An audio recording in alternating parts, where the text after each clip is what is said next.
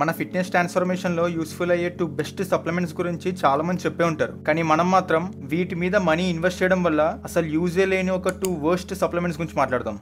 Supplement number 1 షీలాజిత్. ఇది one of the most useless supplement అనే చెప్పాలి. ఎందుకంటే దీని వెనకాల ఒక స్ట్రాంగ్ సైంటిఫిక్ ఎవిడెన్స్ లేదు. ఈ షీలాజిత్ మీద చాలా తక్కువ స్టడీస్ ఉన్నాయి. అండ్ వర్స్ట్ పార్ట్ ఏంటంటే అందులో మెజారిటీ ఆఫ్ ద స్టడీస్ ఆ షీలాజిత్ కంపెనీస్ ఫండ్ చేసినవే. సో రిజల్ట్స్ ని మనం బ్లైండ్ గా నమ్మలేం. అండ్ మోర్ ఓవర్ ఈ షీలాజిత్ అనేది ఓన్లీ హిమాలయస్ లో దొరుకుతుంది కాబట్టి చాలా లిమిటెడ్ సప్లై ఉంటది. అందుకే షీలాజిత్ చాలా కాస్ట్లీ. సో సైంటిఫిక్ ఎవిడెన్స్ లేని సప్లిమెంట్ మీద అంత మనీ ఇన్వెస్ట్ చేయడం వర్త్ కాదు. అండ్ సప్లిమెంట్ నెంబర్ 2 ఇదైతే మీరు కనిపెట్టేస్తారు. ఈ ఒక్క సప్లిమెంట్ యూజ్ చేయడం వల్ల నేను 20 కిలోస్ ఫ్యాట్ లాస్ అయ్యా.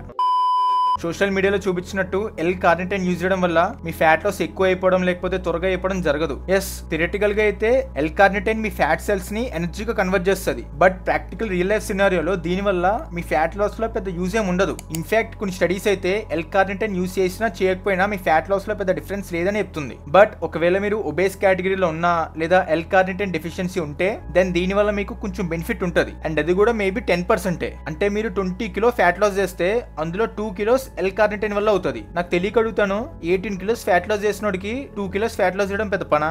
దీనికోసం మీరు ఎవ్రీ మంత్ ఎల్ కార్నిటైన్ మీద మనీ ఇన్వెస్ట్ చేస్తే దెన్ మీ అంత అమాయకులు ఇంకెవ్వరు ఉండరు. అండ్ సోషల్ మీడియాలో ఎవరైతే ప్రమోట్ చేస్తున్నారో వాళ్ళకి బ్రాండ్ డబ్బులు ఇచ్చి ప్రమోట్ చేయించుకుంటుంది. అండ్ గట్టిగా మాట్లాడితే వాళ్ళ ఫ్యాట్ లాస్ జర్నీలో ఇది యూజ్ కూడా చేసి ఉండరు. సో మీరన్నా ఈ బ్రాండ్ ప్రమోషన్ చక్కర్లో పడి ఇలాంటి యూజ్లెస్ సప్లిమెంట్స్ కొనకండి.